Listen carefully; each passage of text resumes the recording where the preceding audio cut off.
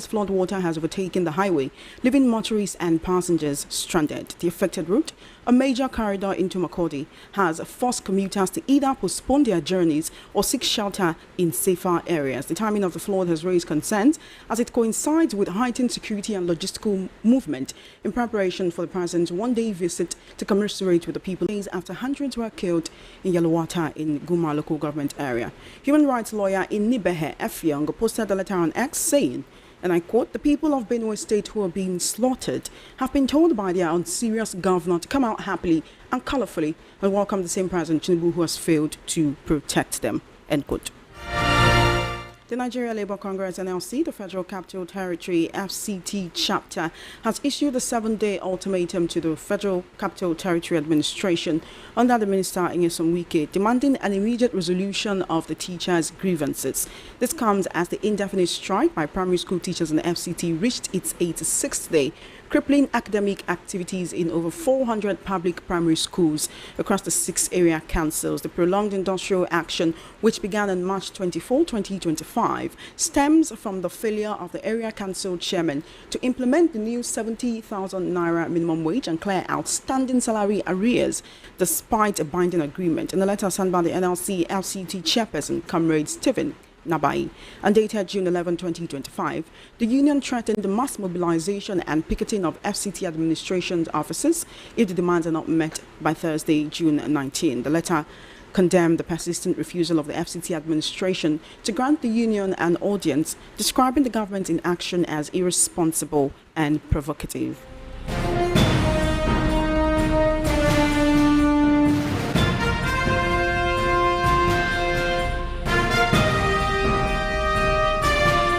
The chairman of the committee, Chike Okafor, raised the concern that of the 24 participating financial institutions who disbursed the money for the APB, they only had evidence of 9 institutions.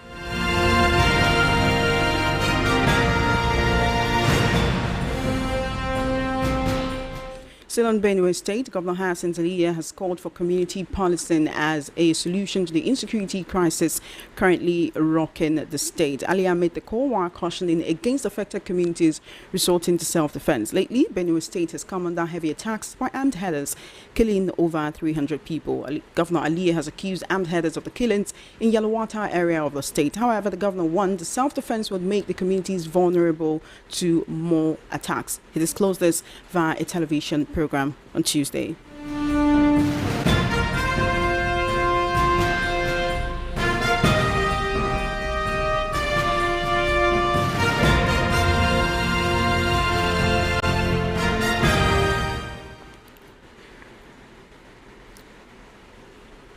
Still on the world news at 12, the Chief of Defense Staff General Christopher Musa has rallied stakeholders in Benue, calling for collaboration to stem the renewed spate of killings in the food-producing state. He's saying the armed forces are with the people of Benue State and are pained about what's happening.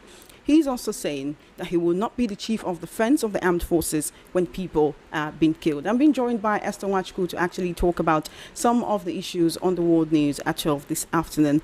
Esther, I cannot thank you enough for joining me. Good afternoon. How are you doing today? How are you? I'm doing great. Can you hear me, Esther? Clearly. Very clear. All right, great. So, Esther, this morning there's information that flood has forced the closure of the Makurdi-Abuja road just hours before President Tinubu is meant to visit. So in Niger State, we're battling natural disasters, preventable natural disasters, actually, while in Benue State, we're battling man-made disasters.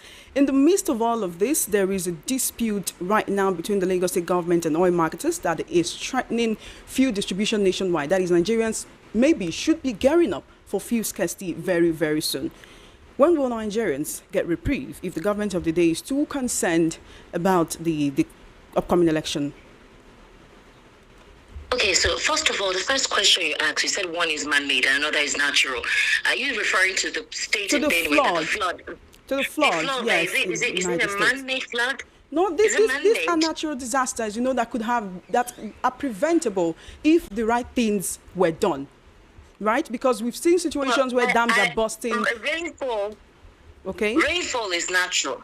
It's always been the case across almost all the states in the Federation, where alternative measures are not provided to curtail the kind of damage and excessive rainfall would cause in any state. Now, if you look at the topography of some of the states, you realize that if there are proper road infrastructure and drainage system, you will not experience floods like this that would make anyone or impede anyone from having a smooth access, if at all they need to visit such locations. So that's not a man-made thing. But the man-made thing is a lackadaisical, nonchalant attitude to provide these alternative measures before a disaster occurs. In other words, in this part of the world, we are more reactionary rather than preventative. It's a major problem that we've always dealt with all the leaders that we've had over time. It all stems down to what we prioritize. Now, as for the e-collop for truck drivers, they're saying they cannot pay 12,000 naira, as the state government in Lagos is talking about. They'd rather do 2,500 or 3,000, I think thereabout. That's a negotiation they're having. Well, if it means that the conversation they had with the Lagos state government came to a stalemate, meaning that there was no agreement, then that's a very major issue. Because there's a lot of work being done, and those articulated vehicles are the ones that distribute premium nature spirits across the entire region, especially in the state. And if that is a problem that is not easily resolved, commercial activities will be constrained, thereby imputing more hardship on Nigerians, specifically Lagosians, who literally need access to whatever it is they need for their commercial purposes. Esther, it's quite unfortunate, right? Then let's not look at Benue State, where, I don't know if you've seen that document, that memo going around, where the state government told the people to come out in colorful ensemble to come and welcome President Bola Tinubu, people who are actually supposed to be in mourning. One would think, they might want to play it off as just a minor oversight. But if they cannot take care of these little things, I mean... You see how ridiculous it is, right? It's so ridiculous. Before you even landed, I had to laugh. It's a psychopathy for me. This is the psychopathy that Nigerians are complaining about. For example, Reverend Hyacinth Aliyah, everyone has been disappointed with his disposition towards the state of insecurity in Benue State. In fact, the fact that he's reacting now is too late because a lot of damage has occurred before he eventually reacted. And in the various interviews that I actually watched him respond to questions from journalists, I did not even see that aggression or the fact that the sense of urgency. This man is truly sympathetic to what is going on. I just heard somebody who was conscious of how well he spoke and how he tried not to paint a bad brush over the presidency or the federal government. And until if the reality of things is not done, these things will escalate. Chuma, 8 years ago, former Governor Samuel Utom, when this insecurity in Benue State actually resurged, there was a man that they interviewed who was given a contract. His name, they call him Ghana. Now, if you actually watch that interview, you understand what I'm talking about. When this resurgence came, this man talked about how he was contracted by certain elements to target certain states where they can claim their lands. He mentioned Zamfara, Taraba, Benue, Plateau. These were the states of targets at the time. Now, this man was talking about the money that they had given to him and how he was going to constitute mayhem. I remember at the time, the killing was so much that Samuel Utom came to the press and called out the Fulani terrorists, called out the president of the day. He did not mince words anymore because he did not know what to do. And I'm surprised that Governor Hyacinth Aliyah seems to pander or not categorically state how dire the circumstance of his state is concerning insecurity. Choma, there is no need to cover up the intention anymore. It's already been established. There is a sinister motive to occupy certain lands or possibly disrupt food production. When you limit the chain of food production, you cause hunger in the land, where you call deliberate farming. So when food can no longer be produced, that is, persons no longer have access to their farms, that means those who farm cannot distribute food items. The few who can will inflate the price of this food, and those who cannot afford will starve. It's no longer a conspiracy theory. That's what it means. If you look at the territories or regions that have been recently targeted, these are food-producing regions in the country. Plateau, Taraba, Benue, Zamfara. Their source of livelihood is farming. So if these individuals cannot go to their farms, you've literally disrupted the food production chain.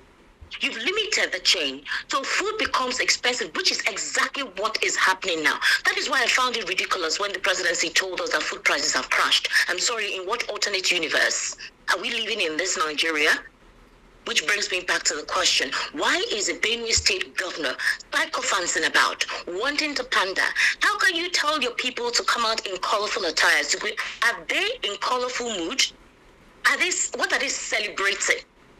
That the president had to come to Benue after the Pope in Rome, first of all, commiserated with the people of Nigeria and the dastardly act. The Nigerians and the world over criticized the presidency and their silence before the presidency then reacted. Choma, again, it's unfortunate that the bane of Nigeria's development has always been its leaders. And it's so unfortunate that the people seem to be mentally and psychologically constricted to a point whereby when they see black, they call it green. Again, psychophancy. You know, speaking about that, yes, the president on Monday said he would visit Benue State today. But yesterday, he went about flagging off the construction of a new INEC annex office in Abuja. Wasn't this something that could have been delegated maybe to the vice president or to someone else or even to the FCT minister? One would think that the fact that scores of people have been massacred in their homes is much more important than going to commission a new building for the electoral body. If you listen to conversations across board in reaction to the current pandemic of insecurity going on in the country, you realize that there has always been one statement, priority. What the government of the day prioritizes. And based on the disposition recently, the priority of this administration doesn't seem to be on the safety of the people, but rather on infrastructure or whatever it is that can give some form of embellishment to the administration. And it's quite unfortunate because when you don't have a secure country, you're definitely not going to have people to enjoy whatever infrastructural embellishment you're putting across the region or across the states. Again, if the president doesn't understand what they call priority, then it's quite unfortunate. I don't even have an issue with him going to,